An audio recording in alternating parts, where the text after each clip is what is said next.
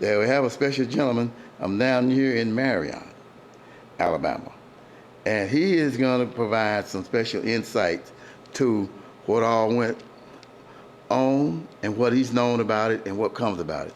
So very shortly here, he's going to introduce himself and then convey whatever message and things that he wants to have you all to understand. So here he is, 1, 2, 3, let her roll, sir. I'm Albert Turner Jr., Perry County Commissioner in Marion, Alabama, son of Albert Turner Sr., who was one of 4 leaders of the 1965 Bloody Sunday March. That march was the genesis of people from Marion, Alabama, who wanted to protest the senseless murder of Jimmy Lee Jackson, who was a nonviolent non-participant of the night march that led to his shooting in Marion, Alabama, February of 1965. The march was called by my father as a result of the jailing of James Orange, who was a SCLC field worker who had come to Marion, Alabama, in Perry County and throughout the Black Belt, registering African American people, young people, to vote. Mr. Owens was arrested in the Perry County jail. That's where he was taken. And word got out to my father that they were going to kill James Owens. My father at the time, in 1965, was the state director for SCLC. Mr. Orange came in from Atlanta, worked in Greene County, worked in Hale County, worked in Perry County, and some in Dallas, trying to register African Americans to vote. After receiving word that a white mob would come to the jail to kill James Orange, my father called a mass meeting where he also was the president of the local Perry County Civic League.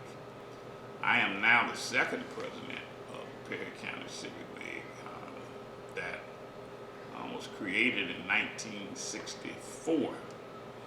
So it is 56 years old. The march was called at Zion Methodist Church. The mass meeting was called at Zion Methodist Church, which was right down the street from the Perry County Jail. The night that the mass meeting was called, the church was full. The governor of Alabama, George C. Wallace, heard of the night march and the mass meeting and dispatched Alabama state troopers from across the state of Alabama to Marion. Earlier that day, he had the local sheriff and the local chief of police to deputize local white citizens to be deputies to try to curtail the march. As my father has told me many times, night marches were the most dangerous marches, and they didn't have many night marches. They called a mass meeting because of the protests they were having, because young people were being turned away from getting registered to vote. They were asking them questions, as he put it, how many bubbles are in a bar of soap. They were unable to get registered, many of them. Even he himself was unable to be registered when he first made the attempt. The mass meeting ensued, and after the mass meeting, church was being let out, as it was told to me, to begin the march from Zion Church, which is 1 block from the jailhouse. as they exited the church, the state troopers and the local patrolmen began beating marchers and those who were in attendance at the meeting. Jimmy Lee Jackson was not in attendance at the mass meeting. He was not a participant in the march, the pursuing march that was to be had that night. He was a patron at a local cafe, which was adjacent to the church. People that were in the church were coming out, being beaten, and they began to disperse and run to try to get away from the beatings that the police had going on. Jimmy Lee Jackson's mother and grandfather retreated to the cafe, which was, as I said, adjacent to the church in the rear. They went in to the cafe. Jackson was there. The police and the mob of police, state troopers, were going around just beating people. Wherever they saw black people, they began to beat them. One such incident occurred in Mac's Cafe. And that incident occurred where the Alabama State Trooper, Bernard Filer, who pled guilty to Jimmy Lee Jackson's murder, came in, began to beat Mr. K.J. Lee, which was Jimmy Lee's grandfather, who ran from the church to the cafe. And like most of us, we would defend our grandparents from being hit. Jackson intervened during the beating of his grandfather and was shot by Filer at point blank range. He was able to make it out of the cafe, stumbled up the street where he fell before reaching the corner of the street. After Jackson's death, after Jackson's being shot, they took him to Selma to the Good Samaritan Hospital, and the next day, a meeting, another mass meeting was called by my father to see what had taken place and to reorganize the citizens for their voter registration drive. At that meeting, a lady by the name of Lucy Foster, who was so outraged by what had taken place, made a suggestion that they should march from Marion to Montgomery and take Jimmy Lee's body that had been, he died subsequently after being shot. For clarification, so the incident, the beating occurred on the 18th, Yeah. and as I understand it, he died 8 days later on the 26th. In Selma, and they had a mass meeting after Jackson's death was pronounced dead. And during that mass meeting is when Ms. Foster made the suggestion that they should take his body from Marion and march it all the way to Montgomery and throw it at the steps of the governor who had caused this chaos in Marion by sending the state troopers to Marion. And that governor's name? George Wallace. James Bevel intervened and said, no, we can't march from Marion to Selma. We'll march from, we can't march from Marion to Montgomery, which is 84 miles. We can march from Selma to Montgomery. And that was the impetus of the Selma to Montgomery march. They wanted to protest the innocent killing of an unarmed black man in Marion, Alabama during the civil rights and voting rights struggle. The voting rights struggle continued.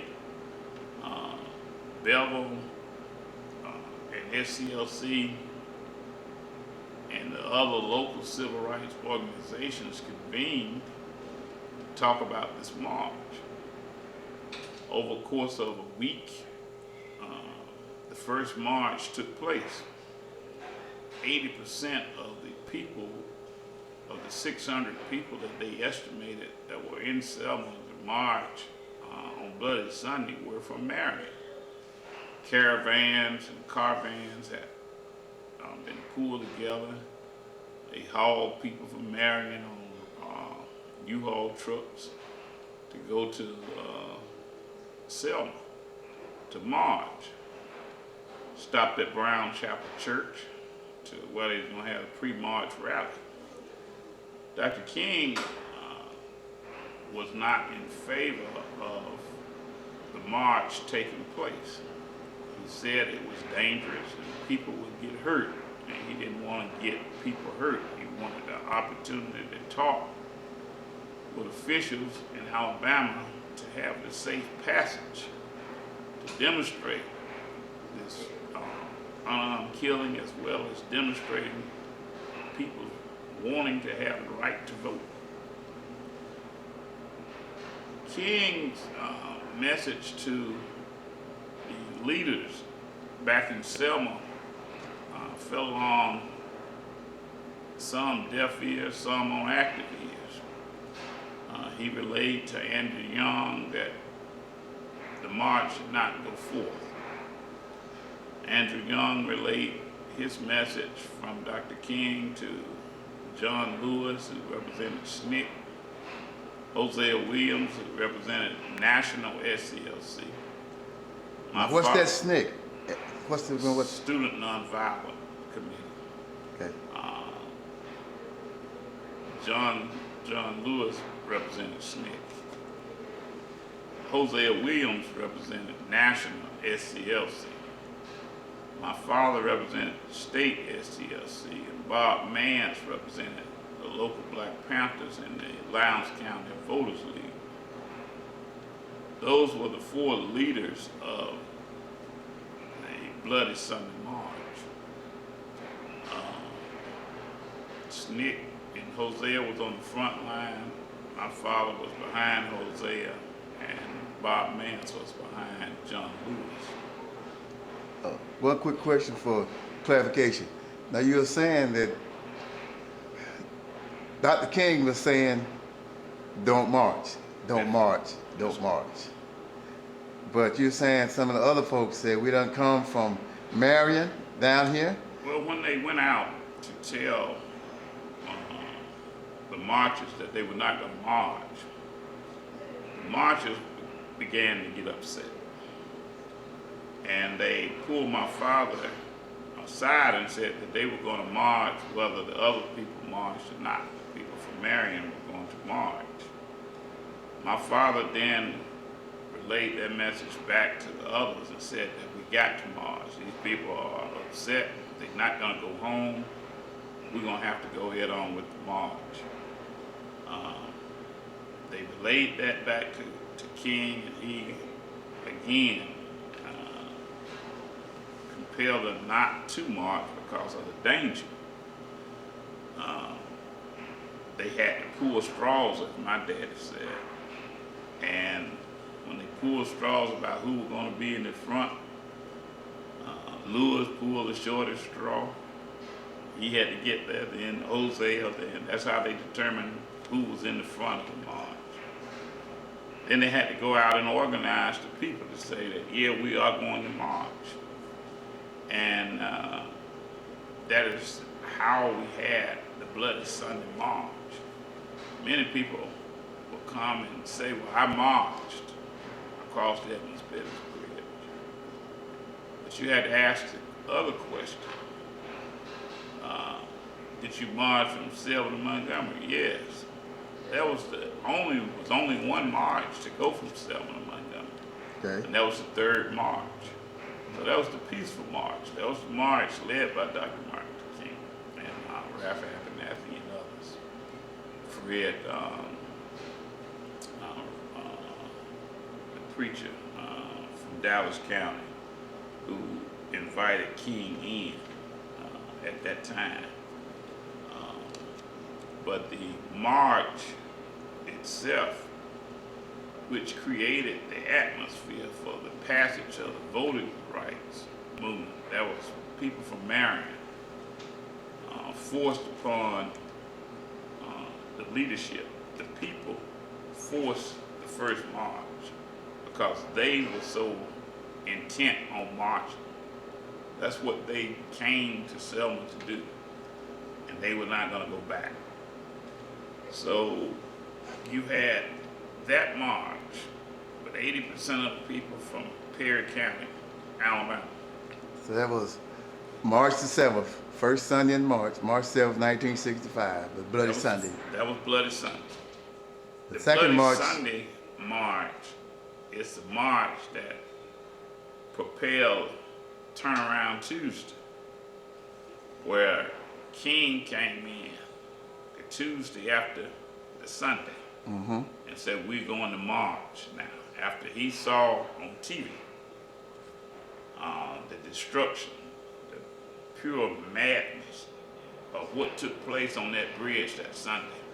the dog, the tear gas. Dogs, the tear gas, the police, the horses, trying to run people into the Alabama River. King then came from Atlanta to Alabama and organized a march for that Tuesday. Turnaround Tuesday. Turnaround Tuesday. The local officials in the state did not agree, and they settled on letting them go to the bridge, the top of the bridge, pray, and then they would turn around and come back. Okay. So it was negotiated. So the negotiated march was for them to go to the top of the bridge, come back to the church. People still had the desire to go to Selma, from Selma to Montgomery, protesting their inability to exercise their right to vote and protest the death of Jimmy Lee Jackson, an unarmed, uninvolved African-American man who was doing nothing but trying to protect his grandfather from being beaten, died at the hands of a state trooper who was ordered to come to Marion, Alabama, by a racist governor named George Wallace. So that's the background that our children have to recognize.